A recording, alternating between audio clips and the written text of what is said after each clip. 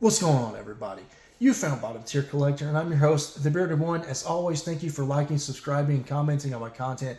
It's always much appreciated. I was going to make this video later in the year. I've hit my 10-year anniversary this month in the hobby, and I thought it was time to drop my origin story and provide a little more personable content on the channel, let you guys get to know me a little better. But I was on my subscription feed today, and I saw SuperRus9000 issuing an open challenge to the community, detailing his origin story and asking people to detail their origin story with comic books, how they got into collecting and what collecting means to them today. And Super Russ, you messed up, because I had planned right off the bat to shorten the origin story, but then you gave a very entertaining, interesting story about your journey in collecting. And so I'm going to give my whole history. So I was born in 1989, named Jason Ball. If you'd like to call me Jason from now on, that's cool. You can still call me the Bearded One or Bottom Tier Collector. Doesn't matter to me. In Huntsville, Alabama, and 1993 or 1994, I moved to Decatur, Alabama, where I've been ever since. So I've lived in North Alabama my entire life, and I'm an 80s baby, born in 1989, but I'm definitely a 90s kid. My entire childhood spans the entire 1990s. But during that time, especially the household I was in, we were all about our church, and we were all about our red power ties at the voting booth, and that had a deep impact on how I was raised. I was raised to think these comic books behind me were too violent and too angry. So that was one reason why I didn't get into comic books as a kid. I have a memory, for some reason, it's always stuck with me. I was at Dollar Tree. I was 5, 6, or 7. I was with Grandma, and she didn't understand how my parents felt about angry action figures and things that looked violent. And I played the system a little bit and came home with the Dollar Tree knockoff version of a Wolverine action figure. It was not a Wolverine figure, definitely a Dollar Tree version of Wolverine. And I remember feeling so guilty that I played the system that I confessed to my parents about this action figure, and I threw it away. My parents didn't care. They told me to keep the action figure. They were not as controlling as I make them out to be. A lot of this was me in my own head. But yeah, I just kind of stayed away from comic books. I also didn't have that influence. There was no comic book store in Decatur like there is in Huntsville, and there was no one to take me to comic book stores. My parents definitely were not nerds. They didn't purchase comic books, so they just weren't in the house. So I didn't get that experience as a kid, getting to escape to comic books. But I still definitely got to enjoy the 90s. The first thing I remember was being a toy kid. The first toy that really just kind of opened up the world to me was the G.I. Joe Hall of Fame 25th anniversary 12-inch Duke figure. My grandfather got it for me for like my second or third Christmas, I believe, maybe a birthday. And him being a boomer, a child of World War II, I think he got that specific figure because it was patriotic looking. It looked more like a Gulf War, Desert War soldier, and he wanted to impart that kind of patriotism, that kind of influence on me. And it was a really cool figure. I don't have it anymore. Later on in life, I had neighbor friends that were a few years older than me. So, unfortunately, I was under their influence of being too old for toys, and I destroyed that toy. Something I regret to this day, but fortunately, that entire line is pretty affordable, and one day I hope to track down the entire line, and as a tribute to my grandfather, collect the G.I. Joe Hall of Fame line. I think it has a profound influence on why I like 12-inch action figures as well. I also had the 8-inch blue Power Ranger, the Tommy figure. It was an all plastic figure. And I had the Street Shark figure, the blue and purple shark with the rollerblades. I also had this I was also big into Star Wars as a kid, so I was definitely into Turtles, Power Rangers, G.I. Joe, Street Sharks. I was also into Star Wars. I had the snow speeder. I have a terrible memory.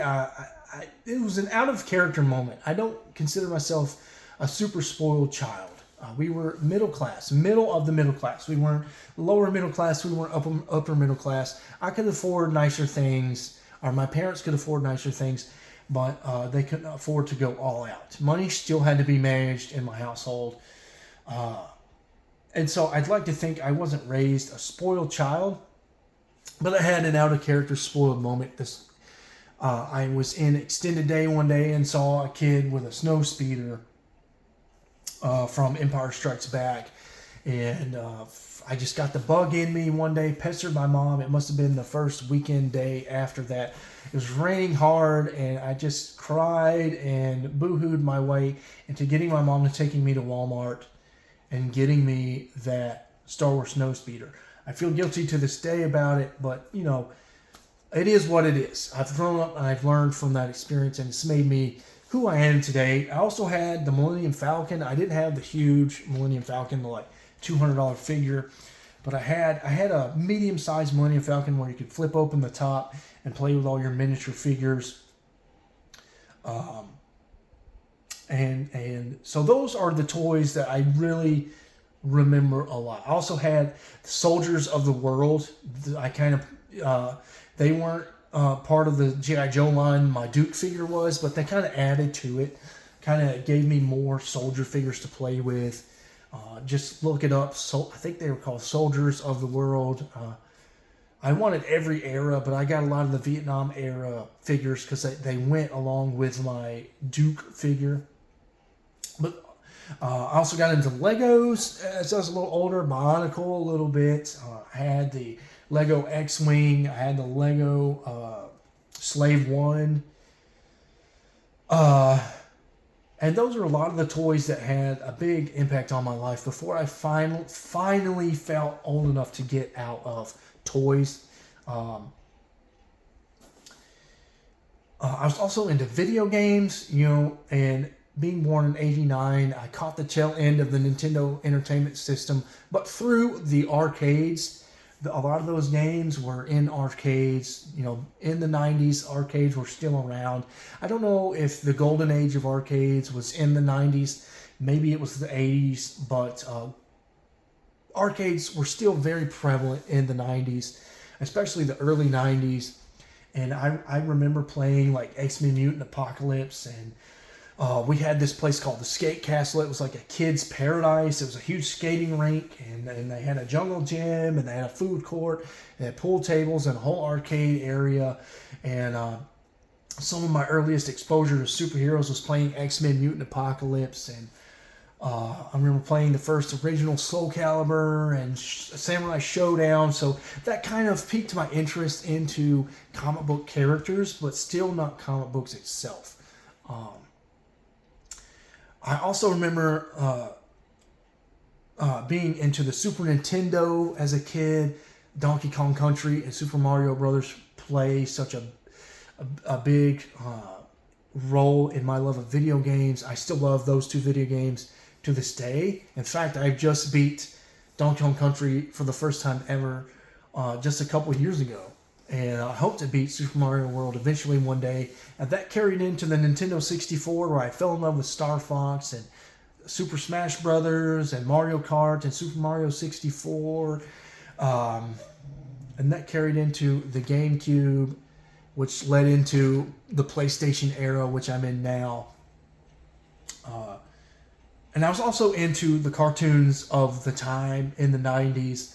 My earliest recollection of being into superheroes, I'm not sure if I have said this was like my 15th take, but I remember being into the Superpowers cartoon and being into Black Lightning. Black Lightning was the first time I remember getting excited about a superhero character. He just looked different from Superman, Aquaman, Wonder Woman. There's just something about him that was so unique, and it must have been a fleeting experience because I don't have any connection to Black Lightning to this day.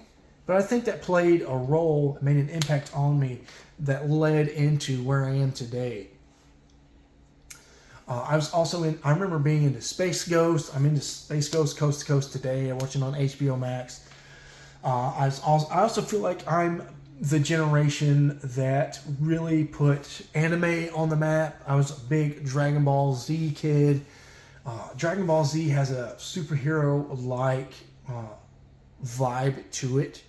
So I think that made a big impact on me. I was a big Dragon Ball Z kid. I was a big Pokemon kid. I wasn't into Digimon or Yu-Gi-Oh! Pokemon was where I was at. I love Pokemon to this day. I still play Fire Red from time to time.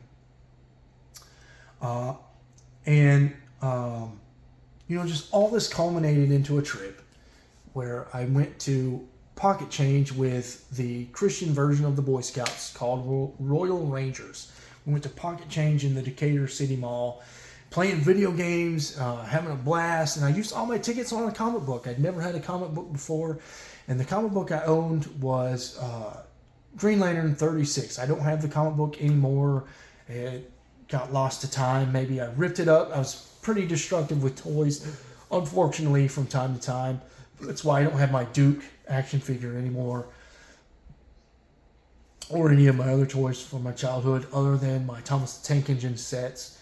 But yeah, I held Green Lantern 36 in my hands, and I read it, but I didn't understand it. Now, keep in mind, I was 1 year old in 1990, and I was 10 years old in 1999. So my appreciation for deep, meaningful storytelling was not there through most of the 90s. Green Lantern 36, it kind of went over my head, and the story was incomplete, and I never got my hands on 37. I never got to finish that story arc and figure out what happened at the end of the issue. And it wouldn't be until many years later, through my love of music, I met people. I met a lot of my friends that I go comic book hunting with today through music. For a long time, I thought I was going to be a musician, and I played in bands. I have a lot of my music equipment behind me, off camera. And I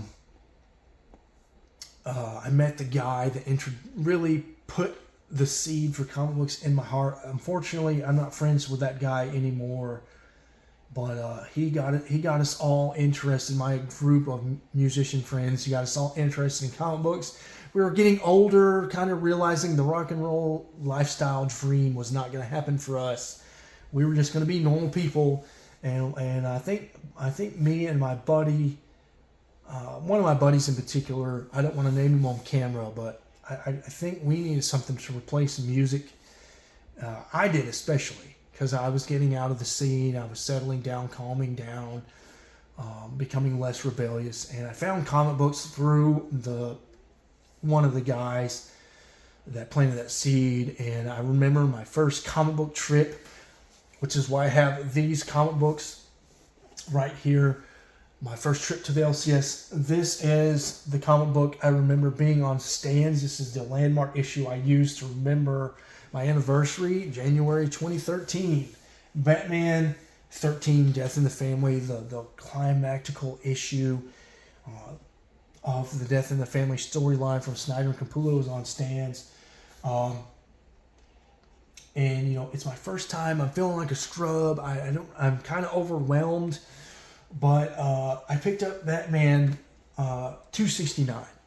That was the first issue I put in my hands in a comic book store. The first comic book I purchased. I still haven't read it to this day, but I just thought, at that time I was worried about what everybody else would think of me, and I thought it was a good, smart move to have a vintage comic book. And I thought, Batman's huge. Everybody likes Batman. I need to buy a vintage Batman comic book. It's the purchase I regret to this day, because I don't even care about Batman anymore. I've set aside all my Batman books, and I'm going to give them to Little Man one day. Snyder and Capullo, the first 20 issues, loved New 52 Batman. for the first 22 issues. 0 Hour lost me. I didn't want to read a year-long Zero, arc. It was way too long just for the Riddler. And then everything after 0 Hour, I can't remember what it's called. 0 Year. 0 Hour is an event from the 90s. Got to get my history right. 0 Year is what I'm referring to. After 0 Year, I think it's cool. They set up, after 0 Year, seeds of the metal event that would happen years later, which culminated into death metal in 2020. They set up seeds for that in post 0 Year storylines in that Batman, but I made it to like the 30s or 40s and I crapped out. I could not read Batman anymore. I was not enjoying it. I was just buying it because I thought you had to have Batman in your collection.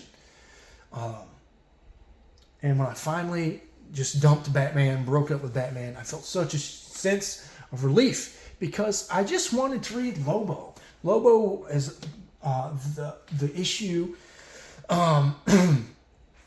is another landmark issue in my history.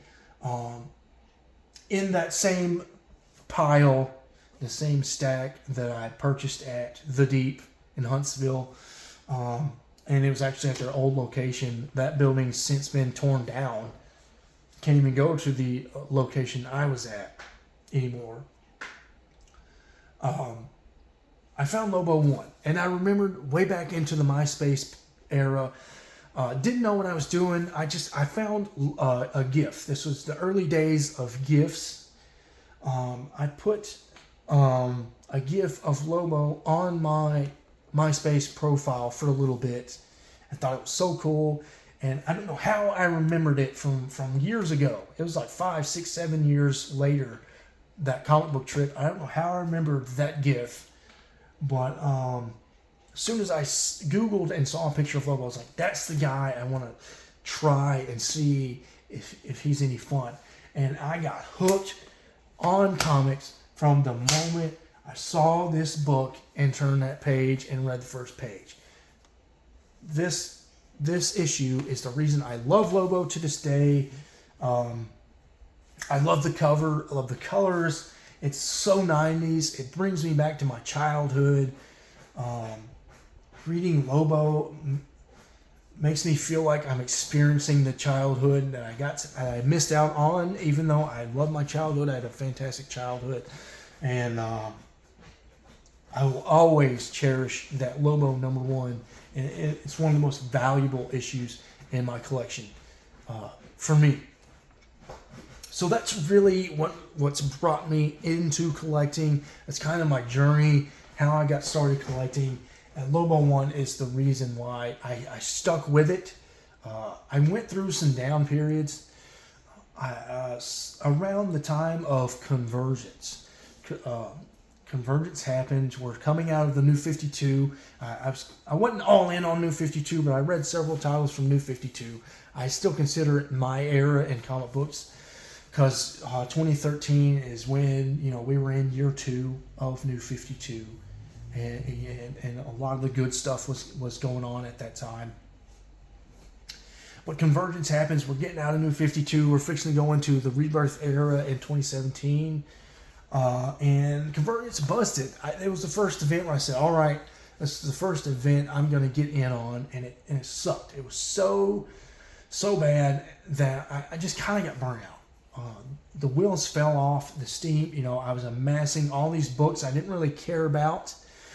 I was up to about 4 long boxes at this point. A lot of it I wanted to get rid of, but was feeling a little overwhelmed. I didn't really know the best and fastest way to get rid of the books. I was filling up a lot of space in the apartment I was living in at the time with my then girlfriend who became my wife. I just got out of comic books from about 2017 to most of 2019, and then right around COVID, right before COVID hit America, and we had to shut down. And LCS opened in mid-winter 2020, so early 2020, and I got back in, I got a pull list, and I started feeling that fever again, and I'm here today in 2023, and that fever hasn't left, but I've since left that LCS. I don't really have a pull list anymore, but I'm still in the hobby here today, kicking alive and breathing. I'm still here enjoying the hobby today. And I owe a lot of it to Lobo. Lobo's what's kept me in the hobby. Whenever I'm feeling down, Lobo, I can escape to Lobo, and he brings me a lot of mental relief. I've used Lobo as an excuse to help my mental health. You know, when I'm feeling anxious or depressed, I try to read comic books, and Lobo's such a parody. So he makes fun of comic books. It's not something that's going to get me down like a Sandman, you know, or whatever. But I just owe a lot to the character. Lobo back then, you know what? Super Russ kind of talked about, you know, us including what comics means to us. You know, back then, comics, when I first got into comics, comics meant to me as a way to transition out of music, to give me something to pour energy and effort into without getting too depressed about accepting the fact a music career was not going to happen for me. And Lobo, what Lobo meant to me, just kind of fed into my anti-establishment, anti-authoritarian personality that I still have to this day. I really identified with that, his chaotic attitude, because my life for a little bit was in chaos. I went through an identity crisis in my late teens, early 20s, where I was really putting my childhood beliefs to test. I was really putting my political and religious beliefs to test. I really wanted to figure out what I believed for myself as a man versus just believing what I always believed as a kid. And that chaotic nature of Lobo, I just really gravitated to that. And then also, you know, and then now today, it's not so much about identifying with Lobo anymore. He's a jacked up alien. He killed his own race. Like, I don't identify with Lobo at all. But what Lobo means to me now is just the tone of Lobo is really what I love these days. The jovial nature of Lobo, his slapstick humor. It's just a reminder that I'm not supposed to take comics and this hobby so serious. Lobo is a constant reminder of that today, and a source of enjoyment. Brings me laughter, and if I ever need a good laugh in a hard time, I can go to a Lobo comic book and enjoy myself. But I love all types of characters and comic books now. You know, sometimes I like to get a little serious and I'll read, you know, I'll dive into the Sandman, Vertigo stuff. Sometimes I like to go more lighthearted and read the current TMNT run. And then, you know, again, Lobo's always there for me. Wolverine, I don't have a Wolverine book. Wolverine's there for me whenever I need Wolverine. And that takes me back to my childhood. And so that's my origin story. That's my history. I hope I got through it. I hope I made it coherent. I hope I made everything make sense. I hope you enjoyed this video. And until next time, guys. Oh, before I sign off, SuperRus9000 issued this challenge. Go to SuperRus's channel.